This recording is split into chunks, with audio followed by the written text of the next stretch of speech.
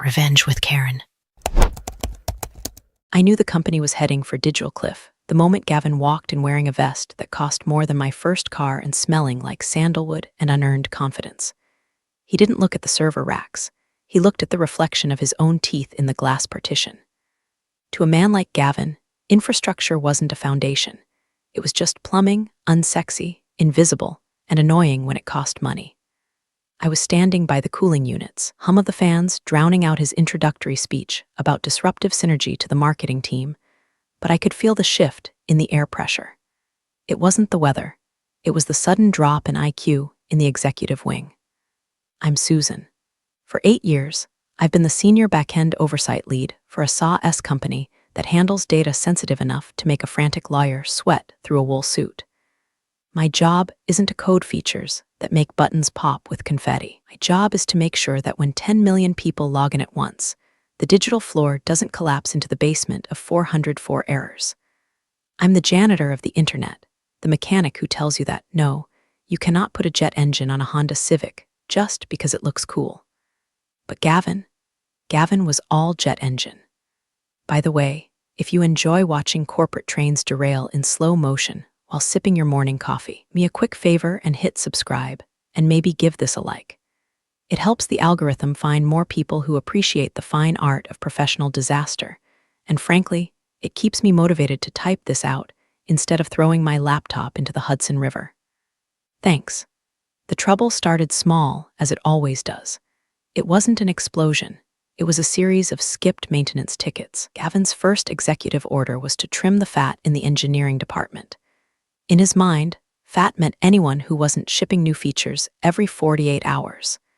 He looked at my team, the people who handled database sharding, load balancing, and compliance encryption, and saw dead weight.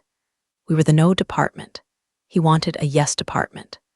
Susan, he said to me during our first one-on-one, leaning back in a chair that was ergonomically designed for people who actually do work. I feel like your team is stuck in 2018. We need velocity.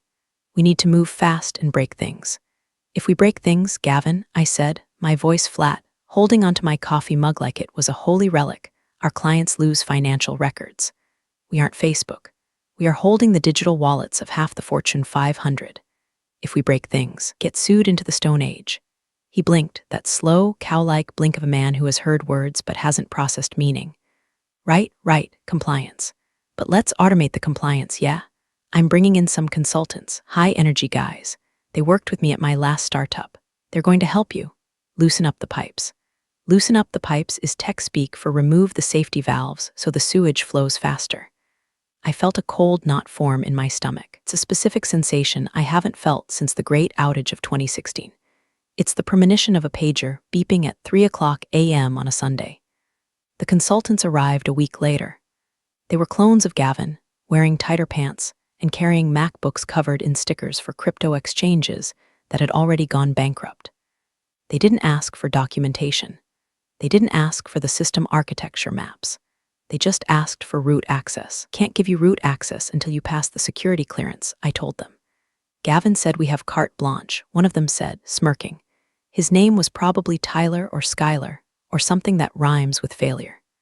Gavin can say the moon is made of cheese, but until IT security clears you, your guests, I replied.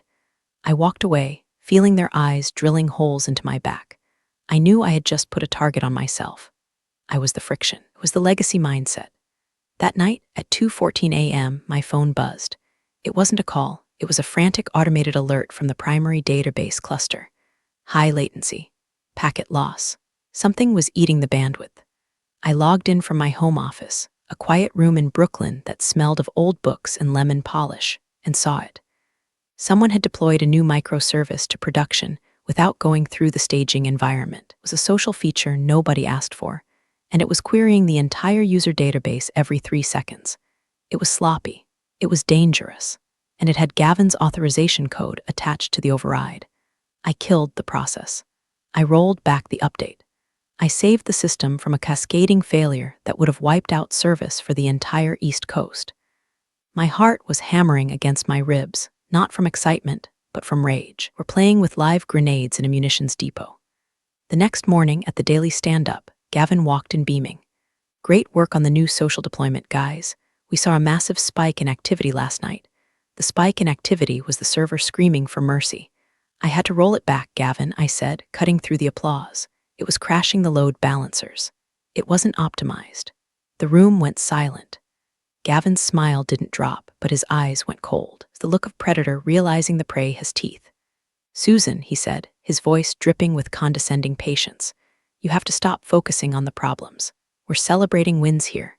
Maybe if you spent less time rolling things back and more time leaning in, we'd be further along. That was the moment. The uneasy calm was over. I wasn't just an employee anymore. I was an obstacle. And Gavin was the type of man who didn't drive around obstacles. He ran them, but he didn't know that I wasn't a speed bump. I was a spike strip, and I was already starting to take screenshots. The freeze-out didn't happen all at once. It was a gradual lowering of the temperature, like being locked in a walk-in freezer where the dial is nudged down 1 degree every hour. You don't realize you're hypothermic until you can't move your fingers. It started with the calendar invites. For 8 years, I had been a mandatory attendee for the Architecture Review Board. It was the Tuesday morning mass where we confessed our sins and prayed to the gods of uptime. 2 weeks after the rollback incident, I logged in to find my Tuesday morning wide open. No meeting. I messaged the project manager, a nervous woman named Janet, who survived by blending into the beige wallpaper. Hey Janet, is the ARB canceled this week? Oh, hi Susan, the reply came, ellipsis pulsing for an agonizingly long time. No, Gavin restructured the meeting. It's called the Innovation Sprint now. He said it's for ideation leads only. He didn't want to waste your time since you handle the legacy stuff. Legacy stuff. That was the new label. I wasn't the senior backend oversight lead anymore. I was the curator of a museum nobody wanted to visit. I walked past the glass-walled conference room later that morning. Inside, Gavin was standing on the table, literally standing on the mahogany table, drawing erratic circles on a whiteboard. The consultants were nodding furiously. My team, the senior engineers who actually knew how the code worked, were absent. Instead, the room was filled with junior developers and product managers who thought scalability was just a buzzword you put in a pitch deck. They looked like they were planning a frat party, not a software deployment. Came the physical displacement. Susan, great news. HR pinged me on Slack. We're redesigning the floor plan to encourage organic collisions and cross-pollination. We're moving your desk closer to the server room so you can be near the hardware you love so much. Translation: we are moving you to the back corner, next to the noisy AC intake and the bathroom, where nobody will see you. I packed my box. My ergonomic chair, my dual monitors, my carefully organized stack of documentation. I moved to the Siberia of the office. It was darker back there, the air stale, but from my new vantage point, I had a direct line of sight to the main network patch panel. It was poetic, really. They pushed me into the shadows, forgetting that the shadows are where you see everything. Gavin stopped making eye contact in the hallway. If we passed, he would suddenly become engrossed in his phone, typing furiously at nothing. The emails kept coming, passive-aggressive masterpieces copied to the entire leadership team. From Gavin to engineering all subject, speed bumps team, I've noticed some drag on our deployment velocity. We seem to be getting hung up on risk assessment protocols that are outdated. We need to trust our talent. I'm authorizing a new streamlined approval process. Let's not let the naysayers hold us back. He didn't name me. Everyone knew who the naysayer was. He was isolating me, painting me as the bitter old guard who hated progress. He was turning the company culture against competence. I sat in my dark corner and watched the metrics. The new streamlined process meant they were skipping code reviews. Error rates were creeping up. 0.5% increase in failed logins, 1.2% increase in database timeouts. Small numbers to a CEO, but to me, were cracks in the dam. I started eating lunch alone at my desk. Before, I would join the other leads, but now, sitting with me was a political liability. I saw people I had mentored, people I had hired, look away when I entered the break room. I didn't blame them. Mortgage payments don't care about loyalty, but the isolation gave me something valuable: time and focus. Since they weren't inviting me to meetings, I didn't have to listen to Gavin blather on about AI-driven synergies. I had 8 hours a day to dig. I started auditing the third-party integrations Gavin's pet consultants were pushing through. One afternoon, I found a bill, a monthly invoice for a cloud optimization tool that cost $40,000 a month. I'd never heard of it. I dug into the vendor details. The company had been formed 3 months ago. The registered address was a P.O. box in Delaware. CEO of this vendor? A guy named Chadwick, who just happened to be in a lot of Gavin's college fraternity photos on Facebook. I printed the invoice. I didn't run to HR. HR works for the company, and right now the company was Gavin. I folded the paper and put it in my bag. Susan, I looked up. It was Jason, a junior dev, barely 22. He looked pale. He was holding a laptop like it was a ticking bomb. I think I messed up, he whispered, glancing around to see if anyone was watching him talk to the pariah. Gavin told me to push the new payment gateway API. He said we didn't need to run the regression tests because it was low risk. But, Susan, the transaction logs are looking weird. I motioned for him to pull up a chair. Show me. He opened his screen. I scanned the raw logs. My blood ran cold. The new gateway was dropping encryption headers on 5% of transactions. Wasn't just a bug, it was a massive security leak. Credit card numbers were passing through in plain text for split seconds. Fix it, I said quietly. Roll it back, now. But Gavin said, I don't care what Gavin said. If this leaks, we go to prison. Do you look good in orange, Jason? He shook his head, terrified. Roll it back. I'll take the heat. He did. The error log stopped. The system stabilized. 10 minutes later, Gavin stormed out of his office, his face red. He marched straight to my corner, the consultants trailing behind him like hyenas. Did you authorize a rollback on the payment gateway? He demanded, loud enough for the whole floor to hear. Yes, I said, not standing up. I kept typing. That was a strategic deployment. You are undermining my authority. That deployment was leaking credit card data, Gavin, I said, turning to face him. I saved us from a class action lawsuit. He sneered. You're paranoid. It was a glitch. You're reacting to ghosts because you're scared of the future. He leaned in close, smelling of mints and aggression. You're on thin ice, Susan, very thin. Next time you touch my deployments, you won't just be moved to the corner. You'll be moved to the street. He spun around and walked away.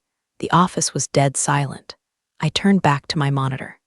My hands weren't shaking. I opened a terminal window. kdyer/home/Susan/hidden logs, chmod 700/home/Susan/hidden logs if he wanted a war. He was going to get one. But he wouldn't see the soldiers. My soldiers were lines of code, and they were already marching. The air in the office had changed from anxious to toxic. It felt like walking through a mist of electrified nervous sweat. The rollback incident hadn't just angered Gavin, it had embarrassed him. Men like Gavin treat embarrassment like a mortal wound that can only be healed by the destruction of the witness. I knew a setup was coming. You work in corporate America long enough, you learn the rhythm of the hit job. It's never a direct firing. That costs money in severance and unemployment hearings. No, they want you to quit, or they want cause. They need a catastrophe they can pin on your chest like a scarlet letter. It arrived on a Thursday. Thursday is the coward's day for disasters. It gives them Friday to spin the narrative and the weekend to let the outrage die down. Gavin called an emergency product sync. I wasn't invited, naturally, but the walls in our office were glass, and sound travels through AC ducts if you know where to listen. They were launching the AI customer assistant at 2:00 p.m. I knew the code for this assistant, had reviewed the early pull requests before my access was throttled. It was a hastily cobbled-together wrapper around a generic language model, with zero safeguards for database query limits. Basically, if a customer asked the bot to list all my transactions for the last 10 years, the bot would try to do it. Instantly, for every customer. I checked the server load. It was already running at 75% capacity because of the unoptimized social features from last month. At 1:55 p.m., I sent an email to Gavin, CCing the CTO, who was currently on a sabbatical in Bali and probably not reading, and the head of legal. Subject, urgent warning AI deployment Gavin, based on previous load tests. Current infrastructure cannot handle the projected query volume of the AI assistant without caching. We risk a total backend lockup. I strongly recommend delaying until we scale the read replicas. I hit send. It was my paper shield. At 2:00 p.m., Gavin pressed the button. I saw him do it. He high-fived Chad the consultant. They popped a bottle of champagne. At 2:03 p.m., the dashboard on my second monitor turned from green to yellow. At 2:05 p.m., it turned red. At 2:06 p.m., the silence in the office was shattered by the Slack notification sound. It wasn't the polite ding. It was the machine gun fire of 1,000 users reporting 502 bad gateway. The site was down, hard down. I sat on my hands. This was the hardest part. Every instinct in my body screamed to open the terminal, kill the pods, and reroute the traffic. But I couldn't. If I touched it, became my outage. Susan, Gavin was running towards my corner. He wasn't slick anymore. He was sweating. The site is down. What did you do? I didn't do anything, Gavin. I'm sitting here. You touched the load balancers. I saw your email. You tried to block the deployment and now you've sabotaged it. He was screaming, actually screaming. He was building the narrative in real time. He needed a villain and I was right there. Gavin, the database is locked. AI bot is DDoSing our own internal network. You need to kill the bot. No, the bot is key to the Q3 strategy. Fix the database, scale it, do your job. I can't scale a database that is being hammered by 1 million queries a second. Kill the bot. I am not killing the feature. You are incompetent. Fix it or you're done. He stormed back to the war room. I looked at the screen. Clients were calling. I could see the support ticket queue exploding. Cannot access payroll. Cannot export tax data. This wasn't just inconvenient. This was costing companies millions. I had a choice. Let it burn and prove him wrong, or save the company and let him blame me. I sighed. I'm a professional. I couldn't let the clients burn. I bypassed the standard controls. I logged directly into the AWS console using a backdoor admin key I kept for emergencies, one Gavin didn't know existed. I didn't kill the bot. Would check that. Instead, I throttled its bandwidth to 1%. To the outside world, the bot would just seem slow or thinking. But the database queries dropped instantly. The red dashboard turned yellow, then green. The site came back up. Gavin walked out of the war room 5 minutes later looking triumphant. See, he shouted to the room. I told you it was a configuration issue. We pushed through. Susan finally did her job. He walked over to my desk, leaning down, his voice a low hiss. I know you tried to tank this launch. I know you throttled it to make me look bad. We're going to have a serious talk about your future on Monday. He didn't know I throttled it. He was guessing. But he was right about one thing. We were going to have a talk. I waited until he left for his victory dinner at 5:00 p.m. I stayed. I opened the raw logs from the incident. I found the timestamps. I found the specific queries that crashed the system. And then I found something else. In the chaos of the crash, while the security protocols were failing, someone had executed a bulk export of user data. Not the bot, a user. I traced the IP address. It matched the cloud optimization vendor from the fake invoice. Gavin wasn't just incompetent. He, or his friends, were stripping the copper wiring out of the walls while the house was burning. Humiliation washed away, replaced by a cold, steely resolve. I wasn't sad anymore. I was hunting. I didn't just save the logs. I mirrored the entire production environment's activity stream to a private, encrypted server in my basement. Every keystroke, every query, every login. You want a legacy, Gavin? I whispered to the empty office. I'll build you a monument. There's a specific kind of silence that falls over an office when everyone knows a predator is feeding, but nobody wants to look at the blood. That was the atmosphere in the weeks following the AI crash. Gavin was riding high on the success of the launch, spinning the temporary outage as unprecedented demand. The board ate it up. They saw charts going up and to the right. They didn't see the structural cracks widening underneath. I became a ghost in my own department. I stopped speaking in meetings unless directly asked a yes or no question. I stopped offering advice. I stopped fixing the coffee machine when it jammed. I simply existed, a quiet figure in the corner, typing rhythmically. They thought I was cowed. They thought I was updating my resume or playing solitaire. In reality, I was building the panopticon.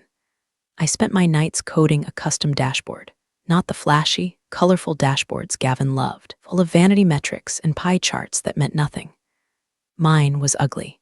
It was black text on a dark gray background, terminal font, raw data. I called it the truth. I aggregated everything. I pulled the Git commit logs to show that Gavin's consultants were pushing code with 0 peer reviews. I pulled the AWS billing API to visualize the skyrocketing costs of their optimization. Pulled the security audit logs to track every time Gavin authorized a policy override. But the centerpiece was the uptime lie. Gavin's reports to the board claimed 99.99% uptime. He achieved this by redefining uptime. If the login page loaded, he counted it as up. even if the backend database was on fire and no one could actually do anything. My dashboard pinged the actual services every 10 seconds, calculated the real uptime. Real uptime, 84.2%. For an enterprise SaaS company, 84% isn't bad. It's a breach of contract. It's refund territory. It's death. I felt like a detective in a noir film, sitting in a staked-out car, drinking cold coffee, watching the suspect dig a hole in the desert. One Tuesday, I caught a break. Gavin was presenting to the board of directors via Zoom.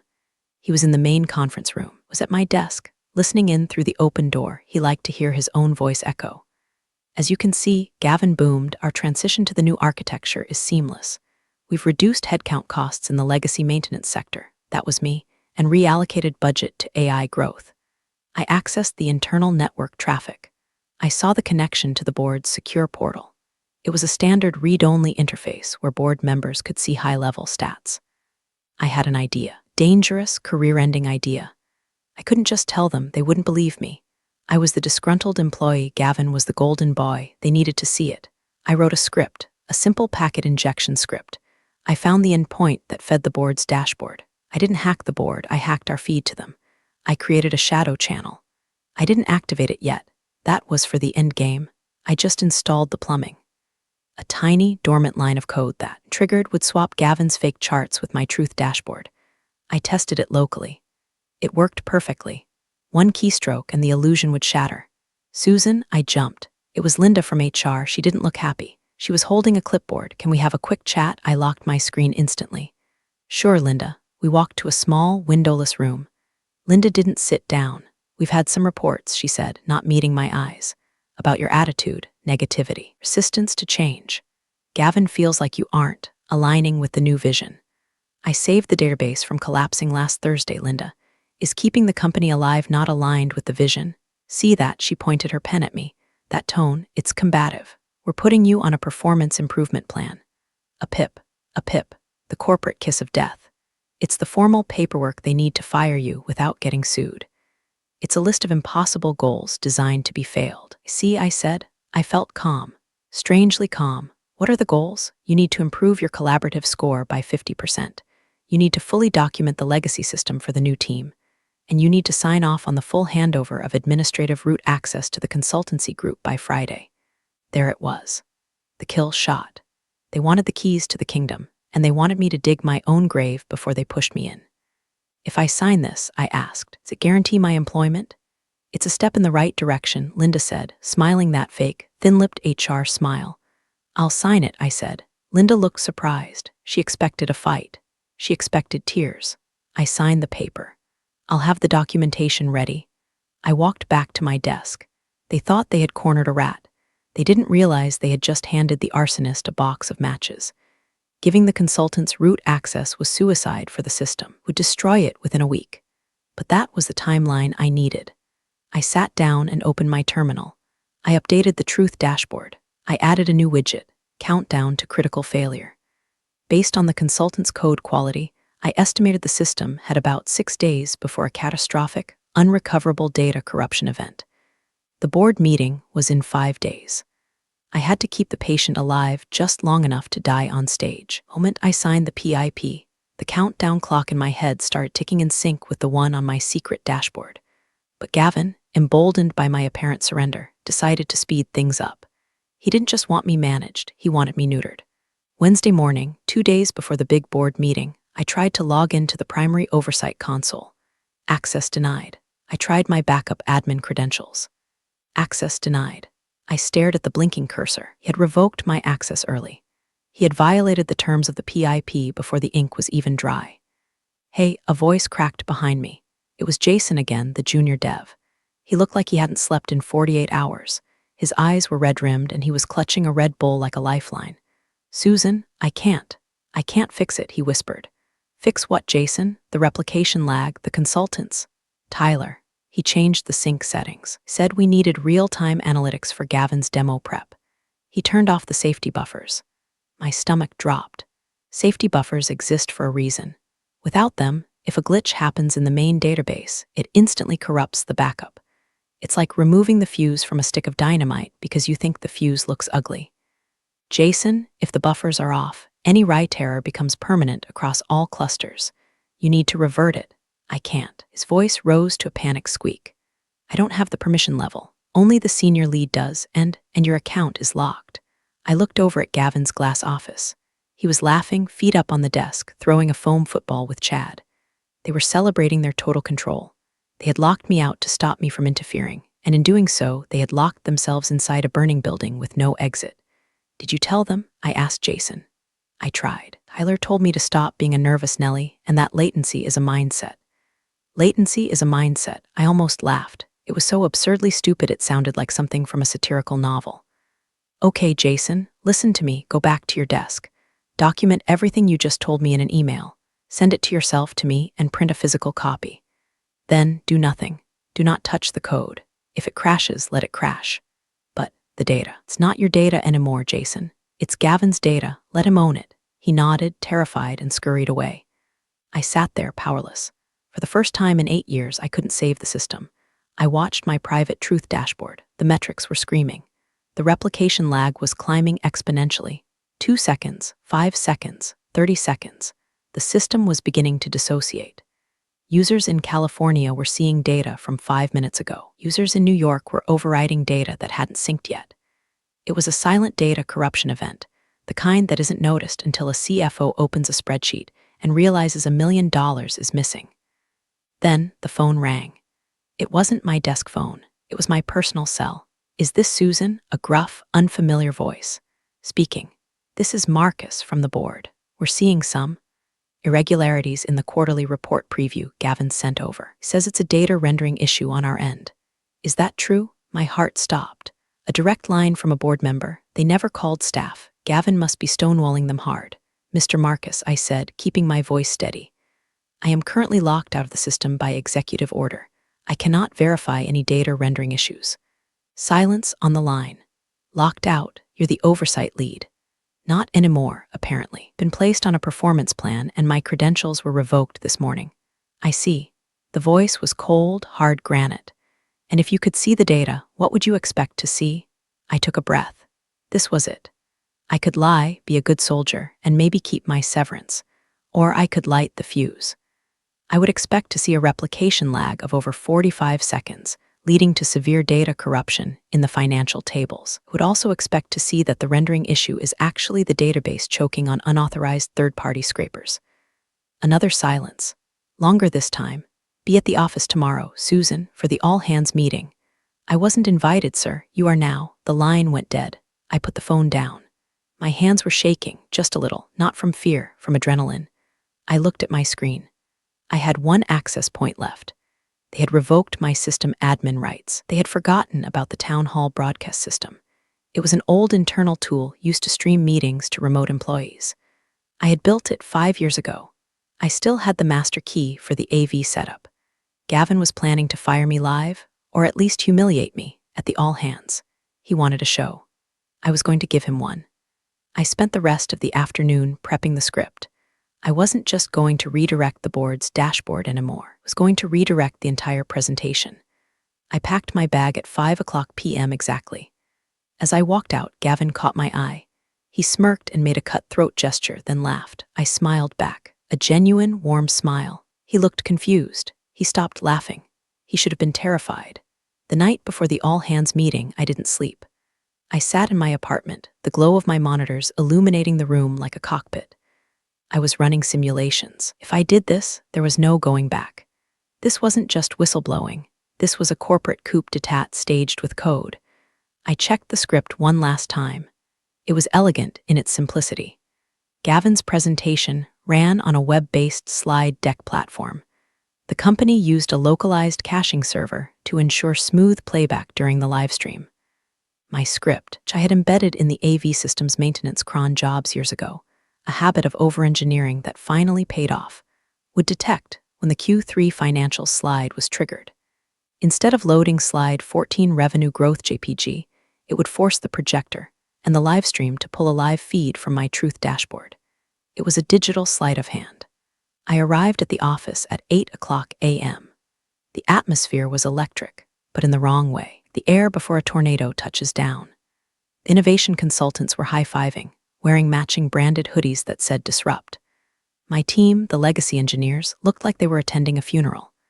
Gavin had ordered a catered breakfast. Bagels, lox, the works. It was the Last Supper vibe. He stood near the coffee station, holding court. "Big day, everyone," he announced, his voice booming. "Today we turn the page. We shed the dead weight and blast off." Looked directly at me when he said dead weight. I poured myself a black coffee. I didn't take a bagel. I went to my desk in the corner. I opened the AV control panel on my hidden terminal window. Status, online, trigger, armed. At 9:50 a.m., the entire company gathered in the main atrium. The remote employees, hundreds of them, were logged into the stream. The board of directors was dialed in on the massive main screen, their faces looming like judges in a sci-fi tribunal. I saw Marcus, the board member who had called me.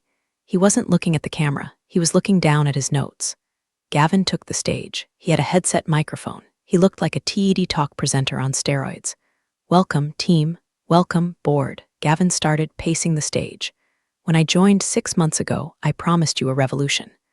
I promised to trim the fat, to modernize, clear out the cobwebs of the past." He clicked the clicker. The screen behind him flashed a picture of a rocket ship. "And we have done it, despite the resistance." He paused for dramatic effect. "Despite the sabotage from those who fear change, we have achieved record efficiency." He was monologuing. He was loving it. I sat in the back row of chairs, my laptop open on my knees. I looked harmless, just taking notes. "But before we get to the numbers," Gavin said, voice dropping to a somber, serious tone, "we need to address accountability. We have had some technical issues recently. Outages, slowdowns, and we have identified the root cause." He clicked the next slide. It was a photo of my team's organizational chart. My name was circled in red. "The Legacy Oversight Team," Gavin said, pointing at the screen. "Refusal to adapt. Stubborn adherence to outdated protocols. Today, I am announcing a restructuring.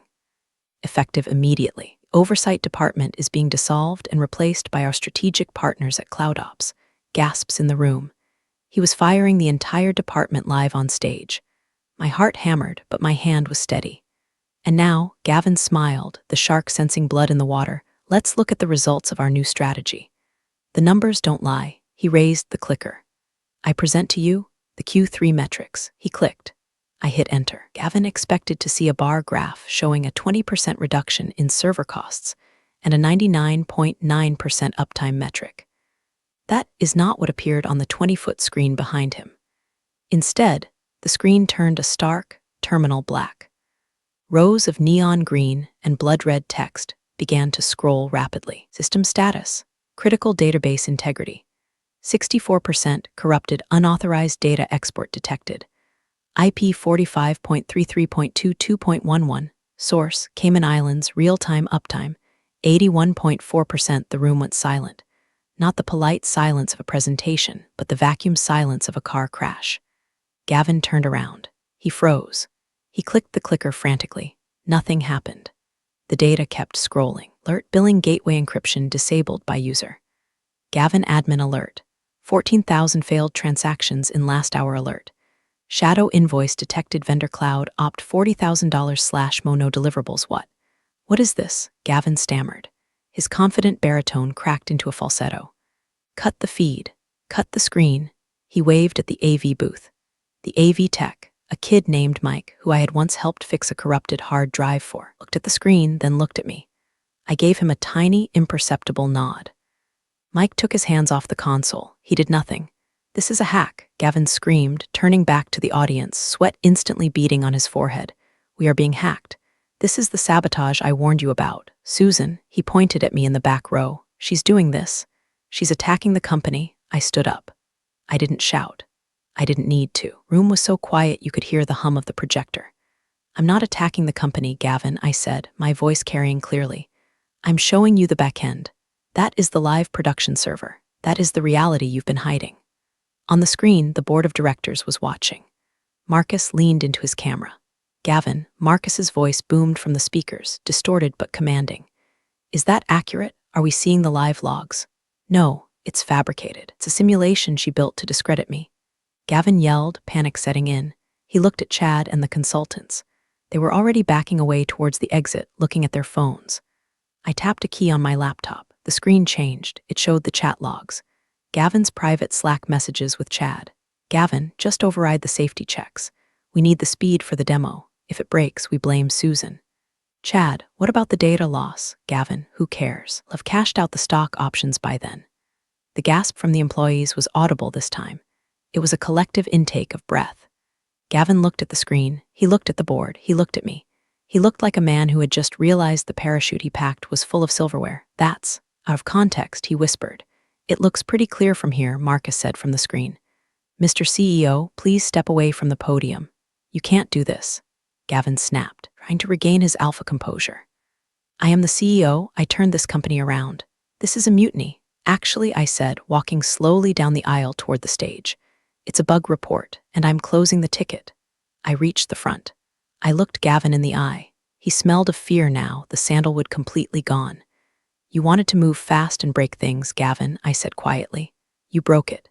Now get out of my way so I can fix it. I plugged my laptop directly into the podium's hardline.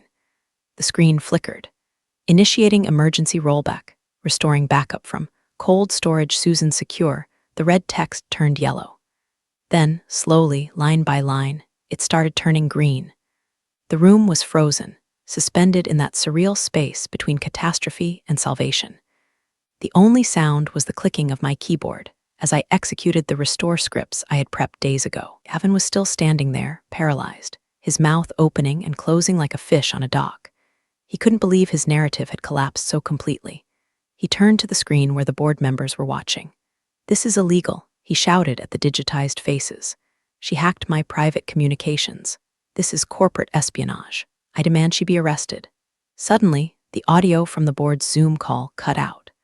The double doors at the back of the atrium burst open. Wasn't security coming for me. It was Marcus, the chairman of the board, in the flesh. He was flanked by 2 other board members and a team of people in sharp gray suits who radiated external council energy. They must have been in the building the whole time, waiting in a conference room upstairs. The room parted like the Red Sea as Marcus walked toward the stage. He was an older man, built like a retired linebacker, with a face carved out of granite. Didn't look at Gavin. He looked at the screen behind us, watching the green text propagate. System integrity restoring. Marcus read aloud. 90%. He finally turned to Gavin. Gavin, Marcus said, his voice deceptively calm. You're fired. You have to vote on that, Gavin stammered, his face pale. The bylaws say we voted 10 minutes ago, Marcus interrupted. While you were showing us the rocket ship slide, we're also watching the live feed Susan provided us with yesterday. Gavin whipped his head around to look at me. You were feeding them data? I'm the oversight lead, Gavin, I said, not looking up from my screen. I oversee. This is for cause, Marcus continued, gesturing to the lawyers. Gross negligence, fraud, and breach of fiduciary duty. Security will escort you out. Leave your laptop and phone.